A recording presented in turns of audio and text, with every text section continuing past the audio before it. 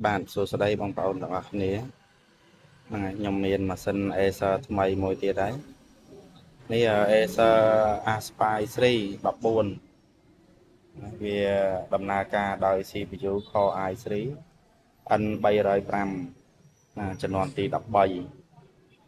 system memory 8 GB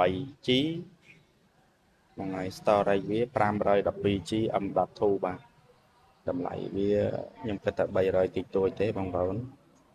ហ្នឹងហើយខ្ញុំមាន promotion មួយទៀតតាក់ទងនឹងគ្នាយើងដែលបានឃើញវីដេអូនេះហើយមាន promotion ជាមួយនឹង hard disk M2 ជាមួយនឹងប្រអប់របស់ M2 យើងធ្វើជាលក្ខណៈ external លក្ខណៈ external